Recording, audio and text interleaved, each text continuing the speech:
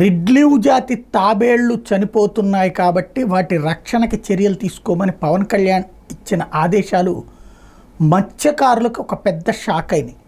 5 నెలల పాటు మత్స్యకారులు చేపల వేటని నిషేధించబడింది. అక్కడ మత్స్యశాఖ, అటవీ శాఖ కలిసి తీసుకున్న, పర్యావరణ శాఖ కలిసి తీసుకున్నటువంటి నిర్ణయం కారణంగా ఒక ప్రాంతంలో దాదాపుగా 5 కిలోమీటర్ల నిడివిలో ఏదైతే ఈ రెడ్లీ జాతి తాబేళ్లు వచ్చి గుడ్లు పెట్టి పిల్లల్ని పొదుగుతుంటాయో ఆ ప్రాంతంలో చేయమని.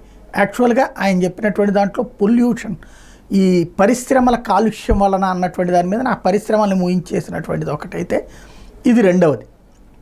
ఇప్పుడు దీంతో దాదాపు 5 నెలల పాటు చేపల వేట నిషేధం. మామూలుగా అయితే కనుక ఈ పిల్లలు పుట్టేటటువంటి సందర్భంలో, పిల్లల్ని వేసేటటువంటి సందర్భంలో ఏది చాలా చోట్ల దేశవ్యాప్తంగా కూడా వివిధ ప్రాంతాలు అక్కడ ఉన్న వాతావరణాలకు అనుగుణంగా ఒక టైంలో చేప పిల్లల్ని తెచ్చి కాలవల్లో, సముద్రాల్లో, నదుల్లో వేయడం అలవాటు.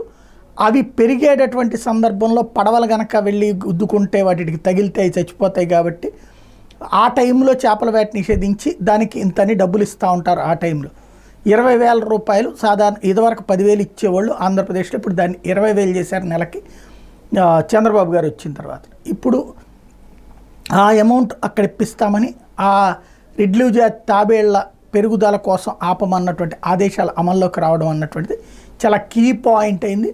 అదే సందర్భంలో పరిశ్రమల కాలుష్యాన్ని కూడా కంట్రోల్ చేయడం మరొక కీలకమైన పాయింట్ అయింది. ఇంత బాధ్యతగా, ఇంత సిన్సియర్గా ఇంతకుముందు ఎవరు ఆలోచించి దాఖలా లేదన్నది అక్కడ చర్చ నడుస్తుంది.